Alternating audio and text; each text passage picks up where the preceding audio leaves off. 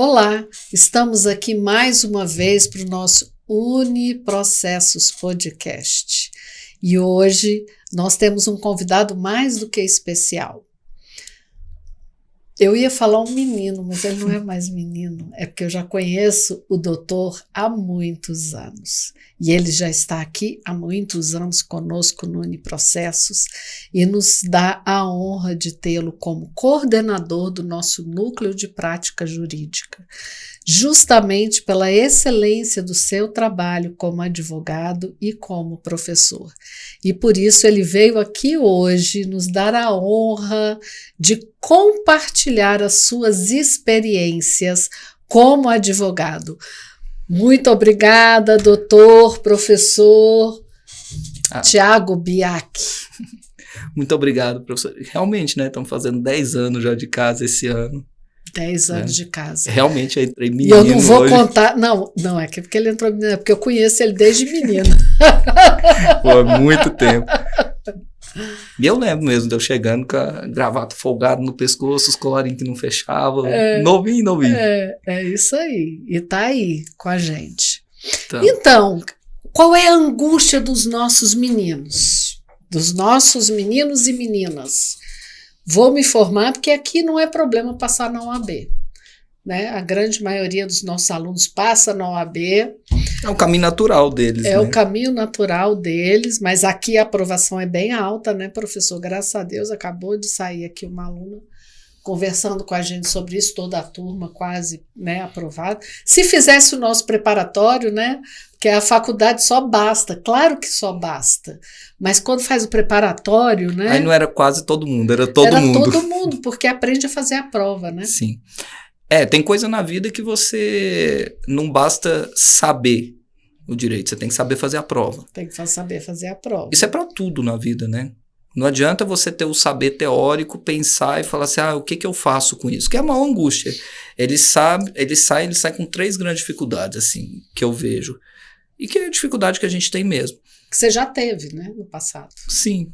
Você escuta um problema de uma pessoa, você não sabe identificar onde aquele problema tem impacto no ordenamento jurídico, a dificuldade com o direito material, porque Sim. Ninguém conta as coisas organizadinho igual a questão de prova.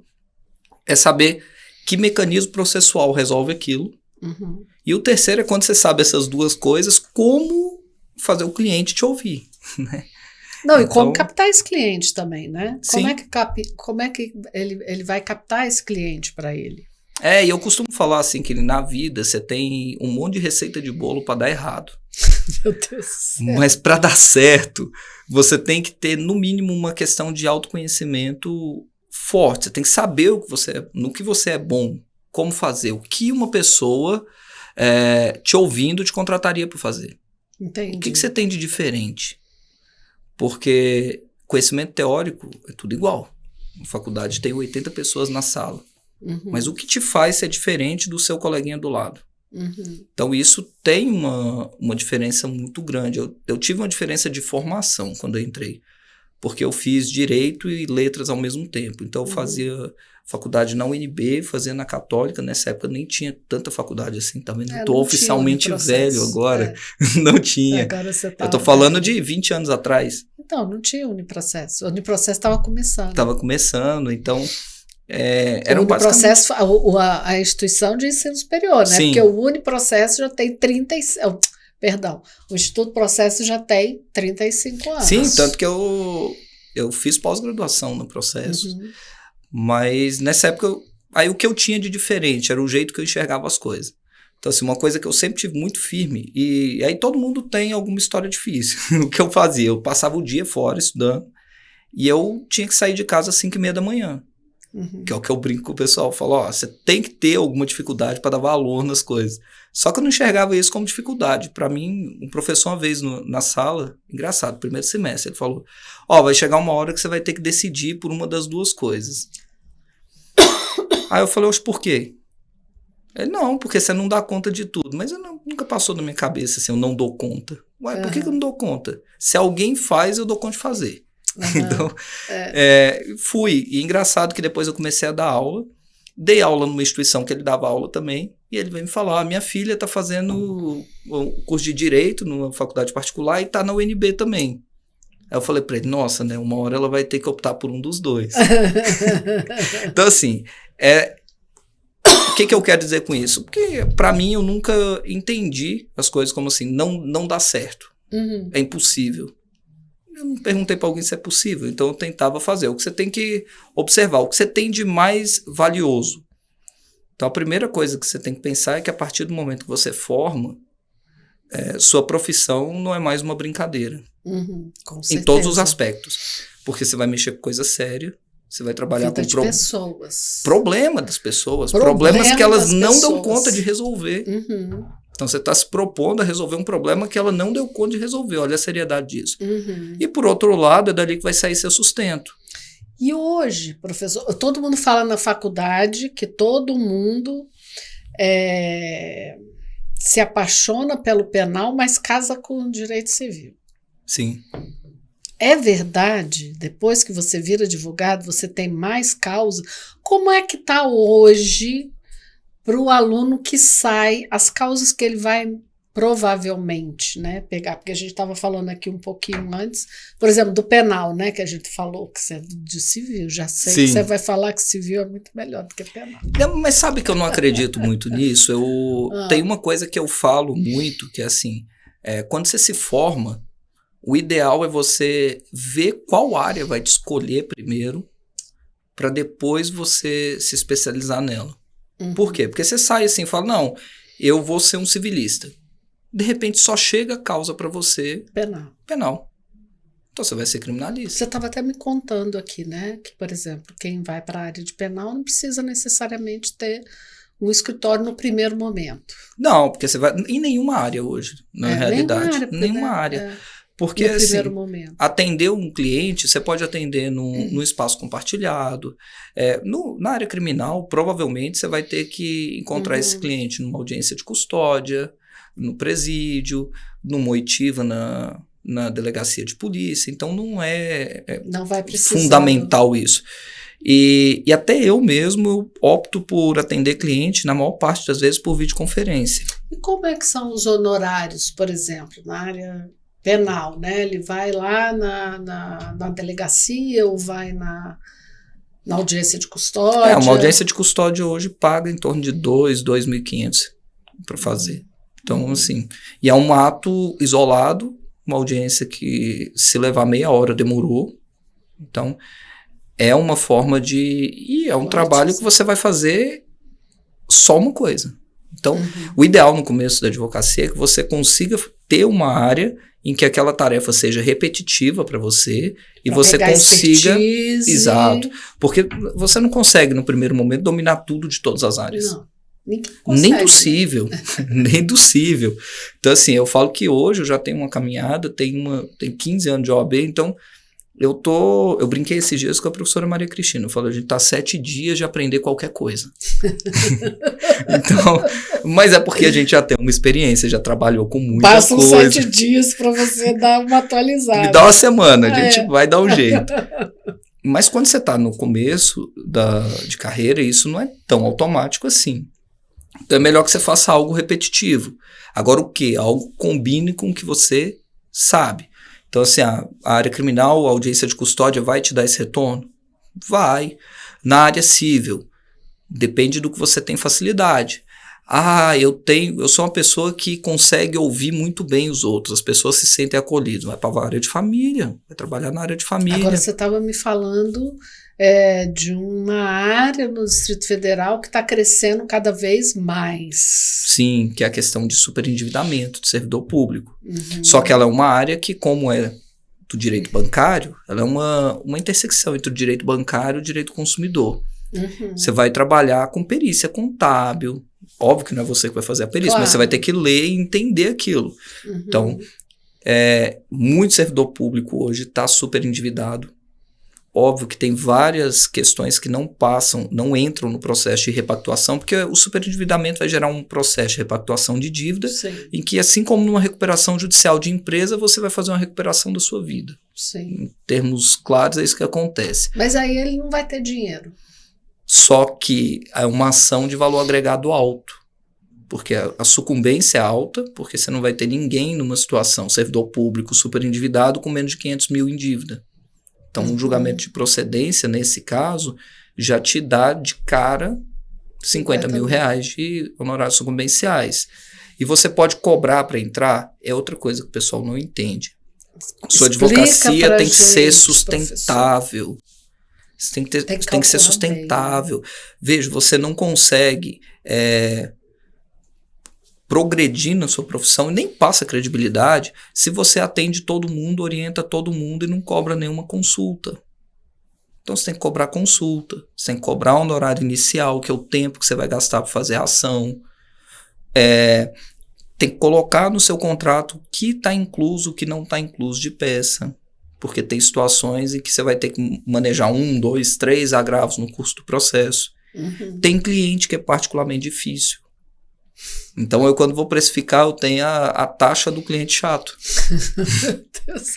Que já está dentro da minha cabeça. É complicado, né? Porque tem cliente que quer ler tudo que você faz, acompanha o processo. Doutor, mudou lá, não sei o que tem. E ele te manda o processo inteiro de novo para ver. Você tem que explicar. Só que você sabe que esse cliente vai te dar um trabalhinho maior do que os outros. Uhum. Tem que ser precificado, porque você vai gastar mais tempo. Esse negócio da consulta é muito importante, né? Porque o povo quer fazer consulta onde, professor?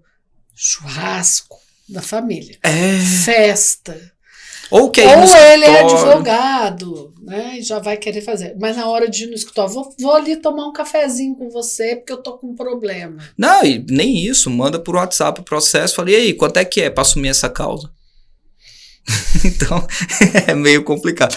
Então eu já respondo, eu falo, olha, é o seguinte, eu preciso olhar seu caso, te orientar até então das condutas que você tem que ter, vamos marcar um horário, minha consulta é tanto, e o valor da consulta, se a gente fechar o contrato para acompanhamento do processo, eu abato. Porque aí, começo de carreira, sabe o que eu fazia? Eu olho hoje, eu falo assim, eu não era trouxa, eu tinha quase diploma de trouxa, assim.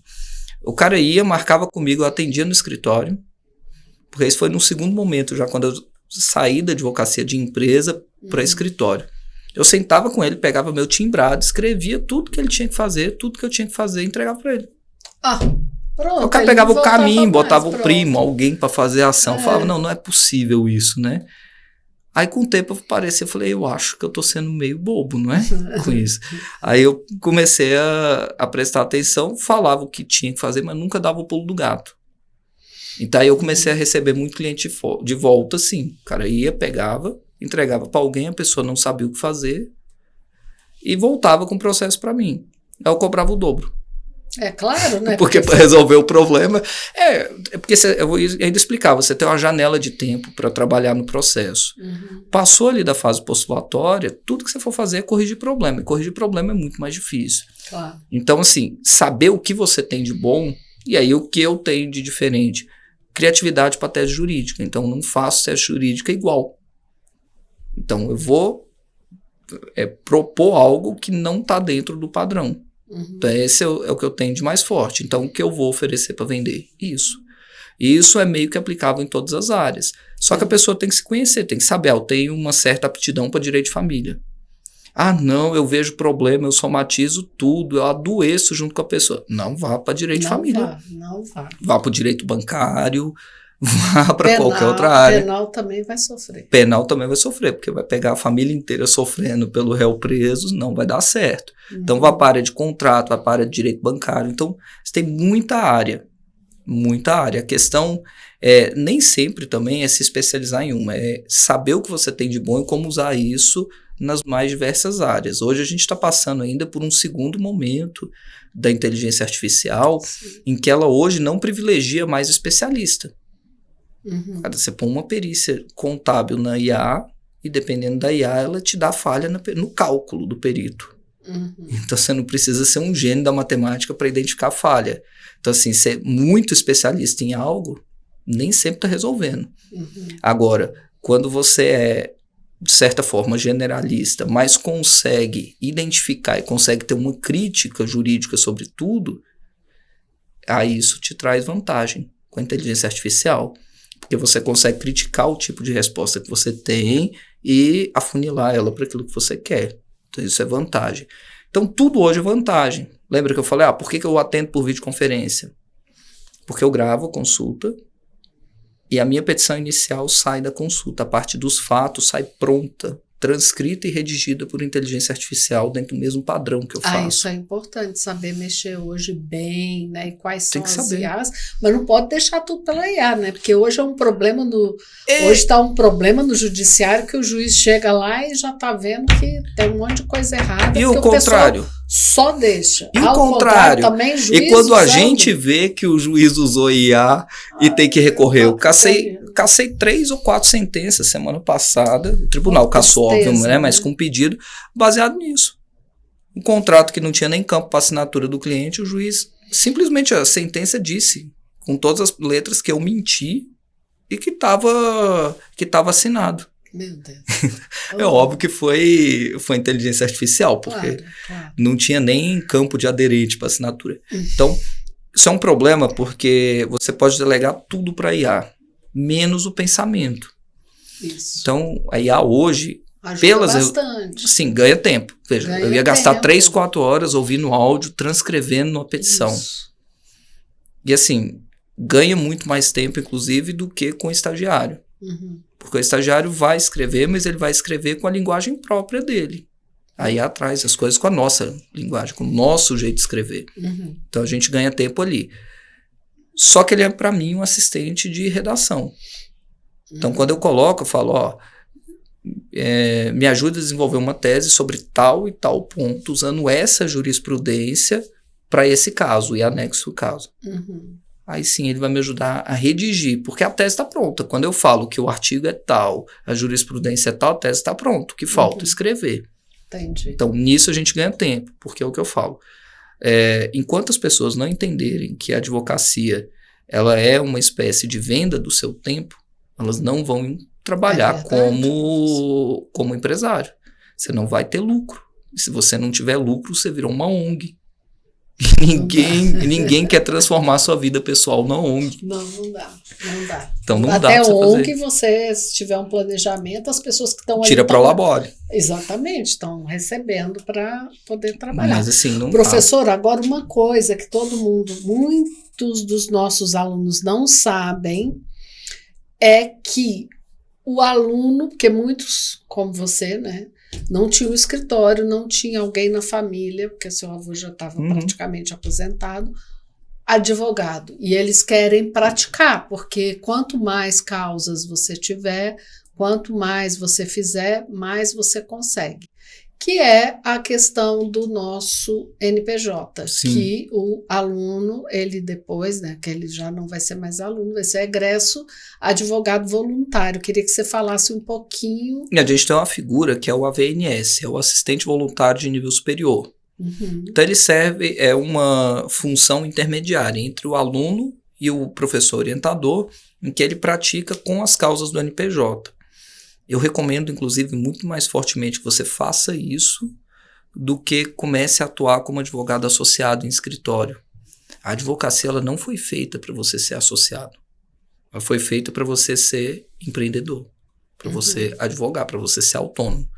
É uma questão simples. E hoje em dia, um advogado júnior, um associado, ele recebe ali em torno de R$2.000. Se você pegar uma causa de juizado, você vai cobrar de honorário inicial mais ou menos R$2.000. Então, se uma causa que você pegue no mês, você resolveu um problema que você teria que estar trabalhando todo dia. Então, ele não serve para isso. Você tem que desenvolver isso. É uma profissão de autônomo, de profissional liberal, então não tem muito para onde correr. É uma vantagem porque você consegue trabalhar e ganhar alguma experiência com os casos do núcleo de prática e consegue também oferecer seu serviço livremente, coisa que você não poderia no escritório, né? Então a gente tem essa figura, a gente solta edital todo semestre, no primeiro mês. Então no próximo semestre, ali em agosto, a gente solta o edital e além de você ter as atividades práticas para aprender, você ganha certificação de horas práticas de atividade. Ganha, e ele vai poder assinar também os processos? Ele assina junto. Conjunto, porque isso ganha prática jurídica para tudo, né? A questão para concurso, para tudo. A questão de prática é interessante, porque assim, o estágio obrigatório no Uniprocessos é o núcleo de prática. Então, as disciplinas de prática, elas são estágio obrigatório. Então, você sai com 320 horas de atividade prática, ou 2 anos. Você sai com 2 anos de prática, dá processo. Sai. Só que alguns concursos, magistratura e Ministério Público, eles exigem que seja depois da colação. O AVNS supre. Então, você vai ter 2 formas de comprovar essa atuação. Primeiro, assinatura nos processos, porque até 5 processos por ano você comprova a prática efetiva, e a certificação. Então, é uma vantagem também para quem quer concurso público, porque além de aprender, você está certificando uma prática, né? Então, isso é importante. Que isso serve para todo mundo, né? Para quem quer, porque, né, tem muita gente que eu quero ser advogado e vou ser, mas tem que passar por esse período aí de prática, né, professor? Sim. Então, é importante. É importante. Se você quer uma carreira... E é também uma dica que eu dou para todos os alunos. Eu falo isso com muita veemência em sala. O que diferencia o advogado de um despachante, um bacharel em direito de verdade, de um despachante, porque o despachante faz contrato, um corretor de imóvel faz contrato. Então, sim, o que diferencia essa pessoa que trabalha só com direito material de alguém que vai trabalhar com direito é o processo civil. Não é nem o processo penal, é o processo civil. As disciplinas processuais, sim, como um todo, mas o processo civil que é a base das demais. Se você quer ser analista, cai todo o Código de Processo Civil. Técnico judiciário, cai todo o Código de Processo Civil. Juiz, sim, Ministério Público, tudo cai processo civil. Então, se você não sabe tocar um processo, você não tem como atuar. Ah, mas eu sou muito bom em fazer contrato. Na frente de todo cartório tem uma salinha de um despachante que faz qualquer contrato. De todos os E ele ainda vai ter mais entrada no cartório para reconhecer as firmas e sair com um contrato rápido do que você. É verdade. Então, tem que conhecer processo, não tem como. E são 2 coisas, conhecer processo, conhecer no que você é bom e expor aquilo que você tem diferencial. Então, o pessoal fala, vou fazer marketing jurídico, primeira coisa que eles fazem. Passei na primeira fase do OAB, eu já modifico o Instagram para o Instagram profissional, que está ali entre advogado e bacharel, falando de alguma área. Ótimo, só que se você conseguir mostrar o que você tem de diferencial, você já passa no exame de ordem com alguma clientela, porque você já se coloca como autoridade em alguma coisa. Então, maravilha, professor. Essa é uma dica importante para os nossos meninos, que vão ser nossos meninos mesmo depois de formado. Eu brinco com eles em sala, falo...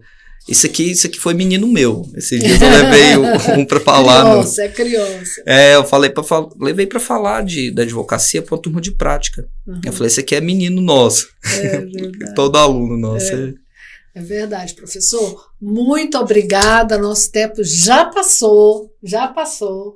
Mas, assim, a gente tem que marcar muitos podcasts, sim, né? Porque é muita coisa para falar e a gente ficaria aqui por horas e horas e horas.